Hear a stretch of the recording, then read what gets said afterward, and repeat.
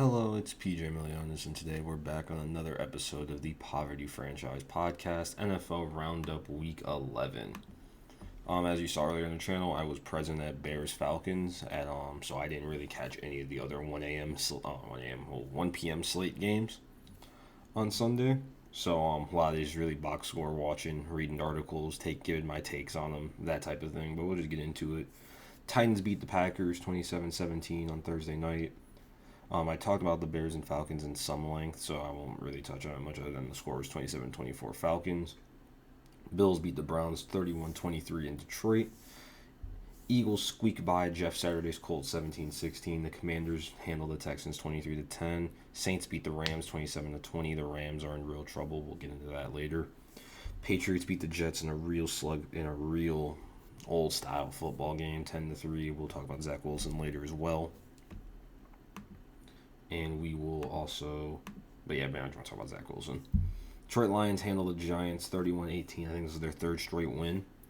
Ravens beat the Panthers in also a really low-scoring affair, 13-3. Raiders finally get a win, beat the Broncos 22-16, and the Broncos make a lot of moves after that. The Cowboys handle the Vikings 40-3, blow them out the water. Bengals beat the Steelers 37-30. The Steelers were up early in that game. In Mexico City, the Chiefs beat the Chargers. Or not Mexico City, that's the Sunday night game. Monday was the Mexico City game. Chiefs beat the Chargers 30-27, a real good match. And the Niners versus blow out the Cardinals, who were starting Colt McCoy in Mexico City 38-10. I just want to touch on the fact that every time Patrick Mahomes and Justin Herbert play each other, it is fireworks. And I really hope the Chargers get better so he can get a couple more wins in that matchup. But I hope they stay in the same division for the primes of their careers because it is great football to see him play 2 times a year, and I'd really like to see him play a third time a year in the playoffs. Going back to the Steelers, they jumped out to an early lead. The offense looked good for probably the first time the whole season, which is good for the future. Kenny Pickett had a pretty good day, 25-42, 265, a touchdown. A couple rushes. Najee Harris also had a pretty solid day, 20 attempts for 90 yards, and 2 touchdowns on the ground. George Pickens had a good day as well. Didn't have as good a day as T. Higgins, who went for 9 catches, 148 yards, or Joe Burrow, who, even though he got threw a couple interceptions, it happens. He gunslinger, 4 TDs. Trey Anderson had 2 sacks for the Bengals. T.J. Watt was back at half a sack. Cameron Hayward adds a sack as well. T.J. Watt also had one of the interceptions. That's not really what I really want to focus on. I'd really want to look at starting with Jets Patriots. We'll discuss Cowboys Vikings, what that means. The NFC East is actually a weirdly good division. Somehow, the second worst team in the third best team in the NFC North beats the Giants, and then the Cowboys just crush the first one. But it's weird. But looking at Patriots Jets. Looking at the box scores, this is an atrocious game. Zach Wilson was 9 of 22 for 77 yards, took 4 sacks. Mac Jones, at least he threw for 246 yards and a pretty solid QB rating of 104.6. Damian Harris was pretty solid on the ground. Michael Carter and James Robinson could not get it going on the ground for the Jets at all. The defense is really locked up. They sacked him 5 times. C.J. Mosley had 9 tackles. Both Williams brothers had a sack. Michael Clemens had a sack. Judon had a sack and a half to keep his sack lead going.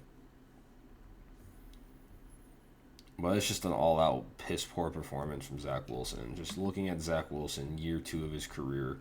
He's 5-2 this year. He's only completing 55% of his passes. I know he's only played 7 games this year.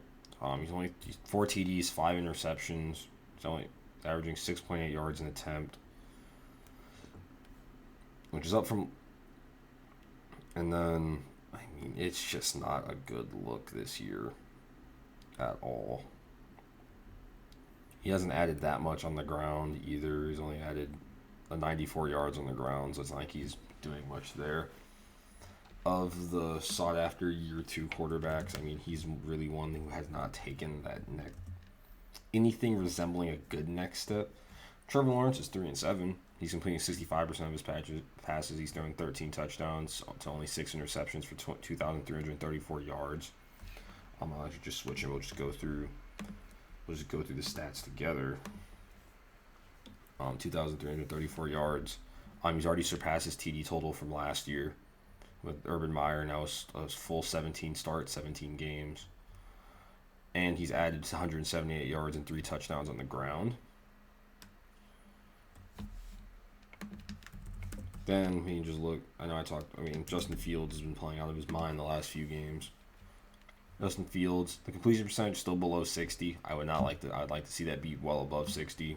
1,600 yards, 13 touchdowns, 8 interceptions. But where Justin Fields really shines is when you add those rushing yards in, 834 yards and 7 more touchdowns on the ground. And he's rushed for 55 first downs. That's just real. He's also the most sacked quarterback in the league right now at 40. He's getting really beat up out there, and but again, it's year 2. It's a new coach for him. Trey Lance is hurt, so you can't really pin that on him at the moment. Again, he's hurt, so yeah, I just want to make sure. I think Mac Jones was the other one I was really going to talk about. Yeah, and then there's Mac Jones. Kyle Trask hasn't played yet. Kellen Mond is a certified bust. Davis Mills is a tank commander, and Ian Book and Sam Ehlinger looking like just career journeyman type guys at best. But we'll look at Mac Jones and Davis Mills before we move on to kind of my take on Zach Wilson, how the future looks for him. Mac Jones also missed time. He's not having a great year either. His completion percentage is much higher, 68%, 1,300 yards. We can argue a couple of those games he was hurt. The Patriots line's been kind of shaky. He's been dealing with a QB controversy a short time with Bailey Zapp. 4 TDs, 7 interceptions, but he's completing a lot more of his passes. And of recent weeks, he's playing a little bit better. So, he started out okay. Then he got hurt. Tried to come back against the Bears. That did not go well. But now he's coming back. He's got his last 3 weeks have been solid-ish, so it's looking a lot better than Zach Wilson, and even Davis Mills is looking better as well. Davis Mills, again, tank commander, 11 touchdowns, 11 interceptions, 61% completion percentage, 2,100 yards. He's got a receiver doesn't like him, doesn't really have much talent around him, and again, he's gonna be a backup next year. So, but he's done an admirable job leading the tank. You can't say much else than that. Where does this leave us with Zach Wilson? Well, where does it leave the Jets, first of all? Well, the Jets are kind of fucked. The Jets have the option of Mike White and Joe Flacco behind them. And Joe Flacco did start off the season really good for no apparent reason at all. But yeah, those are their 3 options at quarterback at the moment. And Mike White looked good for one game last year, 2 games. But yeah, they're gonna have to. They have a decision to make, and I think it comes down to the fact that Zach Wilson's kind of arrogant, and why he was drafted so high was those raw abilities, right? I should have pulled this up earlier. I'm sorry for getting Zach Wilson's college stats. What did he do at BYU? Well, he was a problem with BYU is they're independent, and they're independent because the Pac-12 didn't let them in because of BYU's the Mormons' beliefs on certain social issues, we'll say. Fact of the matter is he only had 1 good season at BYU. He played 12 games, passed for 3,000 yards, 33 touchdowns, 3 interceptions on the year. I had 254 yards on the ground. Who did he play in 2020? Right? And then we don't know, we can't ascertain, how are these rosters looking because of COVID and stuff like that, who was missing. Right? So he beat up on Navy, he beat up on Troy, Louisiana Tech, University of Texas, San Antonio, who did have a good year that year. When I'm mistaken, it would probably be the next year. They were 7-5 that year. And then the next year, they were 12-2 and won CUSA.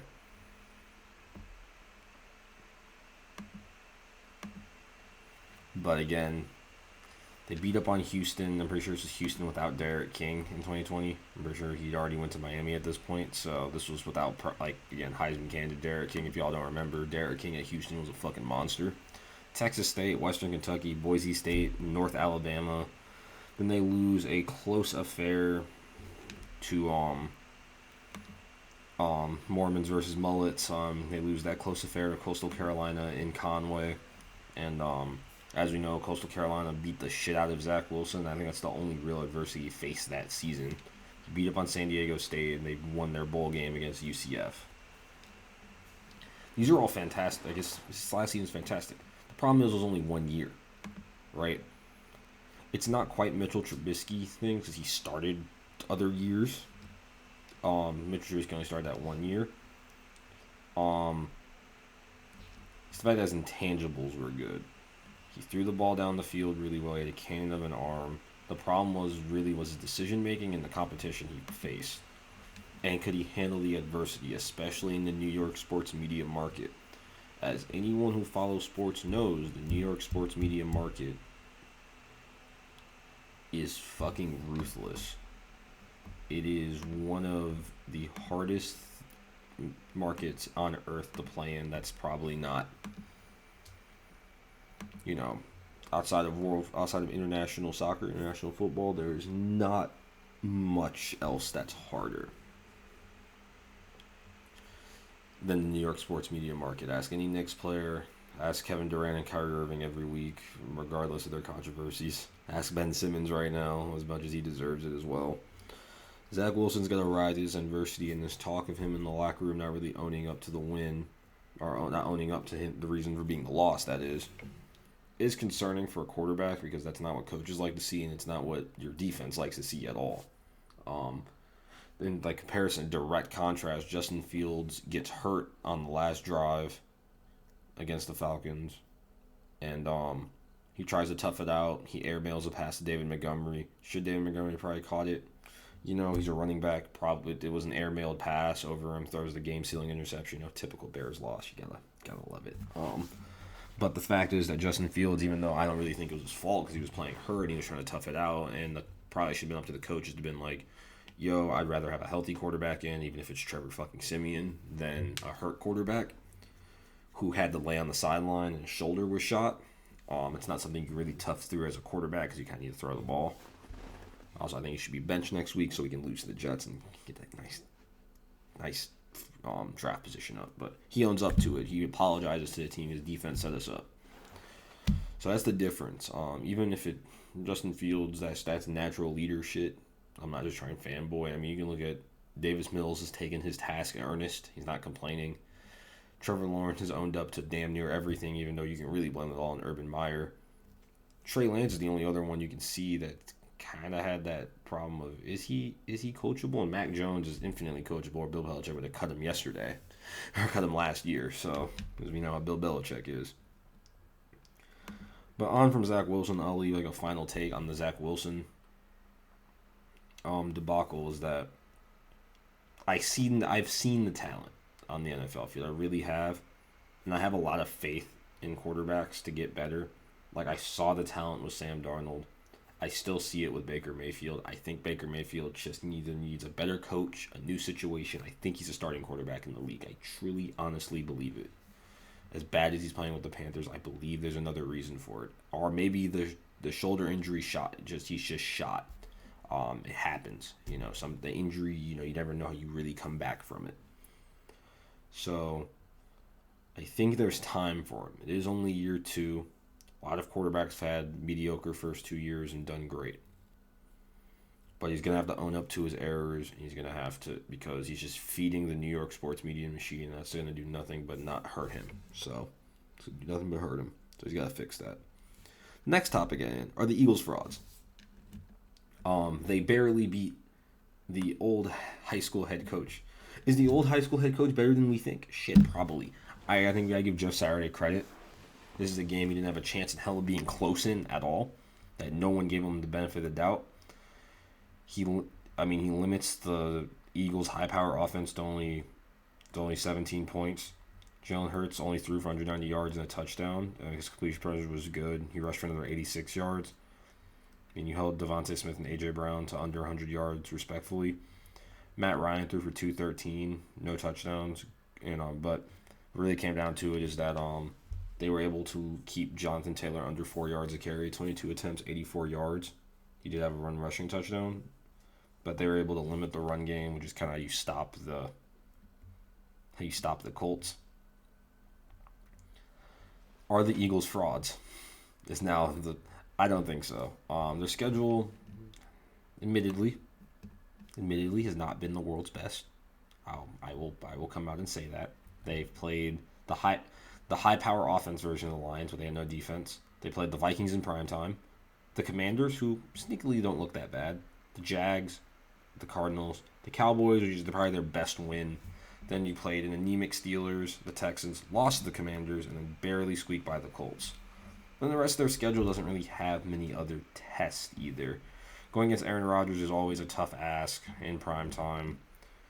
They play the Titans again, just stopping Derrick Henry. And then you play the Giants twice, both on week 14 and week 18. After the Giants, you have the Bears.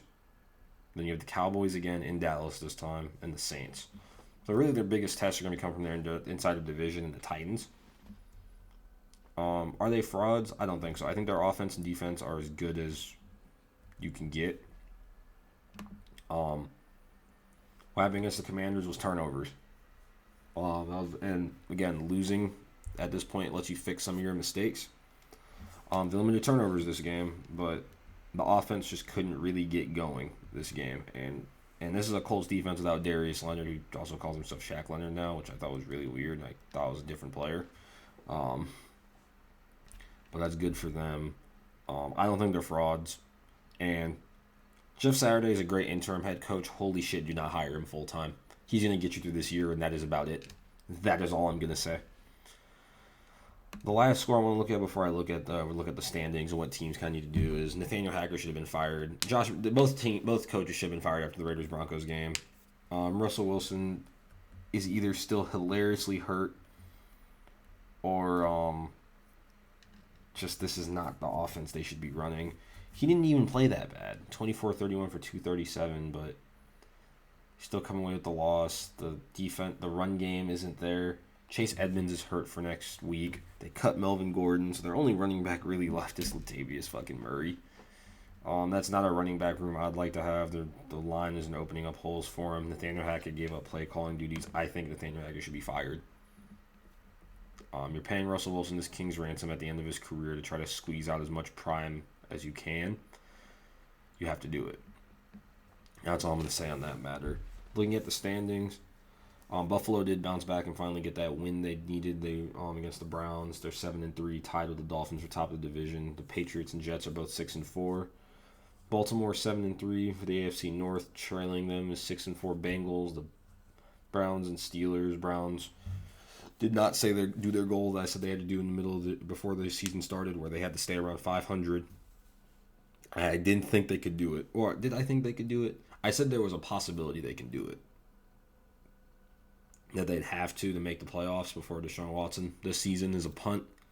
And the Texans will have pretty good either trade workings, because they're definitely going to take a quarterback with that first pick. Either Bryce Young or C.J. Stroud. I'd probably go Bryce Young if I was them.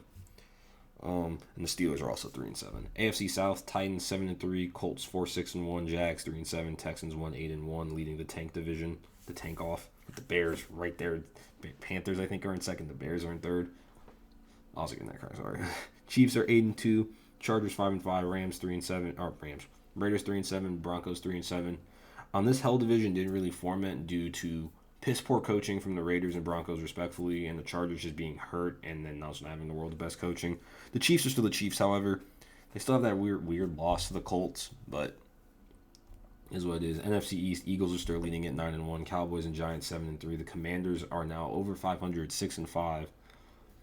They got to ride Taylor Heineke. I don't get why they signed Carson Wentz. I was willing after the playoff performance to say, hey, give Taylor Heineke a season just to see what he can do over a whole season. I think Ron Rivera is finally back in his mojo. He's back to that wheeling and dealing fun Ron Rivera that we saw with the Panthers, where he's doing a lot with a little. The defensive unit looks good again. They've improved a lot over the season. They have a chance at the playoffs. They can really make a run for it. And you never know what happens when you get in the playoffs in the NFL. So Vikings are 8-2 after getting, but they still have wild control over the NFC North, who the second place Detroit Lions, Green Bay Packers 4-7, and bringing up the rear, the Bears. NFC South, Buccaneers had the bye after the Germany game, along with the Seahawks as well. 5-5. The Falcons with the win are 5-6, so they could go top of the division, if I'm not mistaken, or did they have the tiebreaker? They'll be tied for. I'll just say effectively tied if the Buccaneers lose and they win next. Well, if the Buccaneers lose and they win next week, they'll actually be up on the division. Never mind. Unless they have the bye next week, I'll have to see who the Falcons play next week. They do play next week. They're playing the Commanders, so I don't think they're gonna win. Saints 4-7, Panthers 3-8. NFC West, the Niners 6-4, Seahawks 6-4, Cardinals 4-7, and Rams 3-7. That is the last thing I do want to touch on before I look at the next week's. The Rams are fucked. They really sold it all for 1 year. Matt Stafford got hurt again. They're starting. Oh fuck! I forgot his name. Oh, I forgot the quarterback's name. Yeah, John Wolford from Wake Forest. Did I see this man play at Wake Forest is now the question of the day. No, I did not. But yeah, you have a career backup for the Rams. They cut Darrell Henderson today. They never been able to establish the run. The defense has looked kind of iffy. I mean, you have kind of a weak linebacking core. You can have Bobby Wagner might be over the hill at this point in his career. They're letting in 22 points a game. They're only scoring 16 points a game. So that's not good at all. And what do they do about it? Well, they don't really have picks, so kind of just have to accept that this is kind of it. Bobby Wagner is leading the team with tackles with 84. Jalen Ramsey has 1 interception on the year. And then in terms of sacks, Aaron Donald has 5. Leonard Floyd has 5. Your normal people are showing up, right? They are showing up, and Jalen Ramsey is not going to be a guy who gets a lot of interceptions. It's just not. But the QB, he's lying a 97 QB rating, 68% completion percentage, both career highs. In that respect, it's just, it is what it is, you know. The Super Bowl hangovers are real, and the Rams are going through it. But on to the end of the video, on to the Week 12 preview. Bills Lions on Thursday will be headline kickoff Thanksgiving football. Bills should take care of business there. Giants Cowboys, we'll probably go Cowboys on that one. I think they're in Jerry World. Yes, they are. I'll take them on the road. Bills will be sending a second week in a row at Ford Field, this time on a road game. Patriots Vikings, will probably go primetime Patriots. Sunday Broncos Panthers in a goddamn mid-off. I'm gonna go Broncos. Buccaneers Browns. This is the last week before Deshaun Watson comes back. Buccaneers. Ravens Jags. With the Ravens' poor performance over an anemic offense like that, and that's probably the only reason they won, I'm going to go Jags, to be honest, in Jacksonville. Texans, Dolphins. Dolphins should take short work of them. Bears, Jets, especially if Justin Fields doesn't start, Jets. But even if Justin Fields did start, Jets. Actually, I mean, because the Jets' defense is really good, and they're just going to stop the run. They're going to beat up on Fields if he does play. Even with Zach Wilson's, the Bears' defense is atrocious. Zach Wilson doesn't look good then there'll be real bad problems. Bengals, Titans, Bengals. Falcons, Commanders, Chargers, Cardinals, Chargers. Kyler Murray has missed 2 straight weeks. They're just not clicking. Raiders, Seahawks. Rams, Chiefs. Saints, Niners, Packers, Eagles. I'll go Eagles there in Philly on Sunday night. We'll see if they're frauds or not. Then Monday night, Steelers, Colts. Ooh, Mike Tomlin versus Jeff Saturday.